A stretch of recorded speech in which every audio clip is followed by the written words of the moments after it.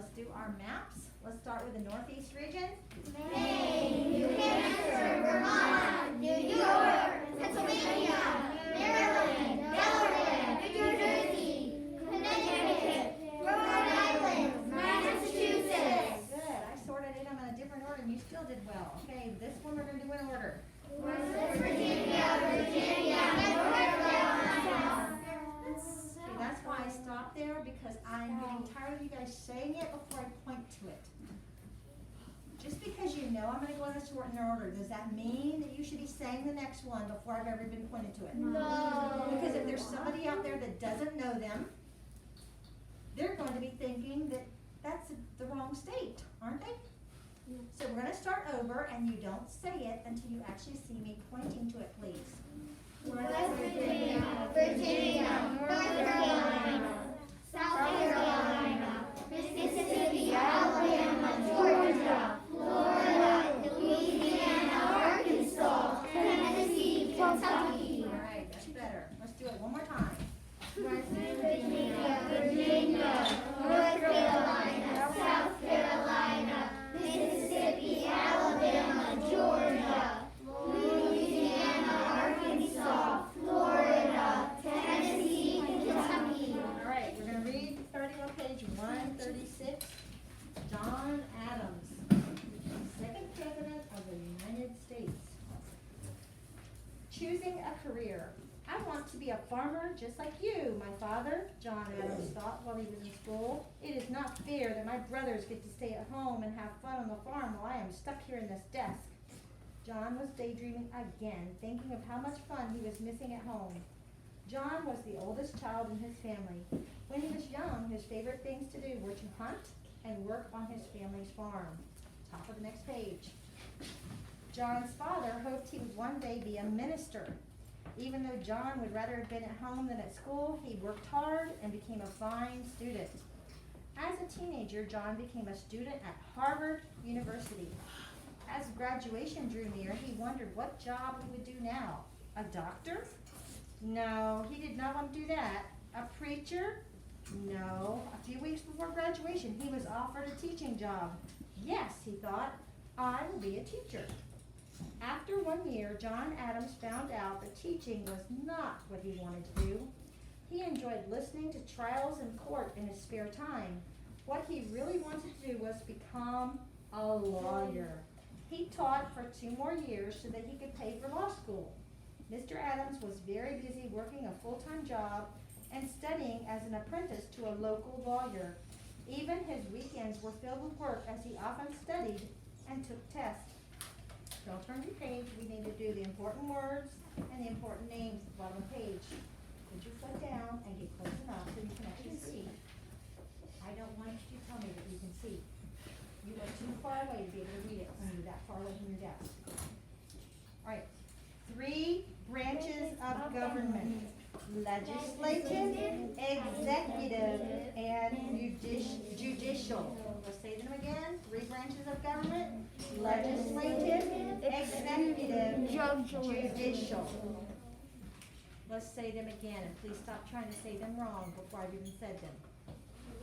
3 branches of government: legislative, executive, judicial. All right, important names: John Adams, the first vice president and the second president of the United States. Boston Massacre, an event in which British soldiers mistakenly fired into a crowd. John Quincy Adams, John Adams' son, who would become the 6th president of the United States. You also need to sit right and pay attention to what's being read. Follow along as we read. Turn the page, page 138. Moving to Boston. John Adams became a lawyer in 1758, and he did much of his business in the town of Boston, Massachusetts. He met and married his wife Abigail, and soon moved his family from their small town to Boston to be closer to his work.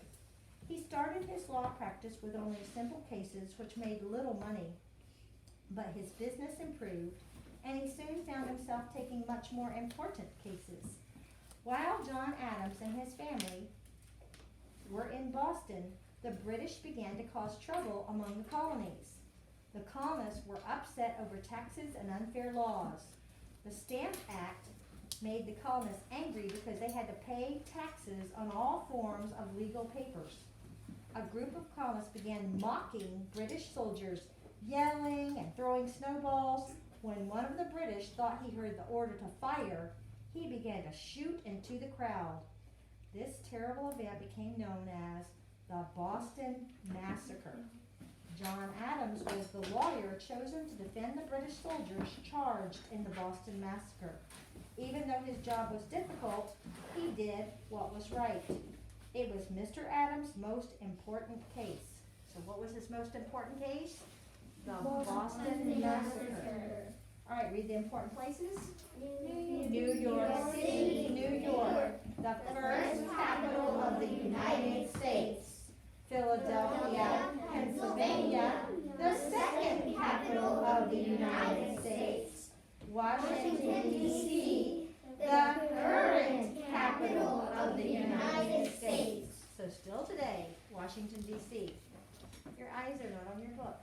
Get your eyes on your book. Top of page 139 now. Serving his country. John Adams was selected by the Massachusetts Assembly to be one of the delegates to attend the First Continental Congress in Philadelphia, Pennsylvania, in which the colonies discussed forming their own country apart from England.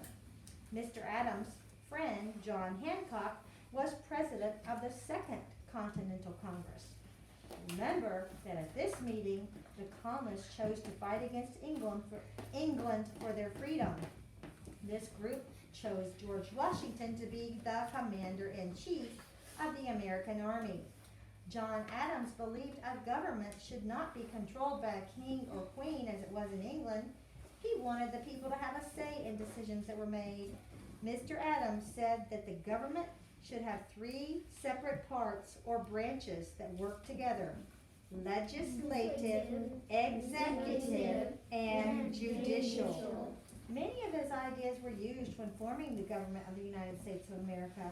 On July 2nd, when the states voted to become united, John Adams declared in a letter to his wife, "This day ought to be solemnized with pomp and parade, with songs, games, guns, bells, bonfires, and illuminations from one end of the continent to the other from this time forward forevermore." All right, so it's not July 2nd that we do that on though, but it is July 4th. Since July 4th was the day the Declaration of Independence was approved, it was chosen as the birthday of the United States. Turn page. Stop and think. John Adams told his wife that our nation's independence should be celebrated each year. How does your family or your town celebrate Independence Day? All right, so how many of you have some kind of cookout? Or maybe you go see the fireworks, okay, every year, right? Right below that, let's read a little bit more. The Constitution of the United States. I need you to wake up and pay attention, okay, guys? I know we've read a lot today, but this is the end. John Adams had some very good ideas about government. He has been called the architect or designer of the American government, When he wrote down his thoughts on government, people knew that his ideas were what America needed. Mr. Adams said that government should be ruled by laws and not by men. In order for his plan to work, the 3 branches of government had certain things they were responsible for. The legislative branch, called Congress, is responsible for making laws. All right, I'm gonna give you a hint about this. What does legislative start with? And what does laws start with? L. So legislative, laws. They make the laws. So hopefully that will help you remember, legislative makes the laws, okay? Each state elects 2 people to serve in the Senate.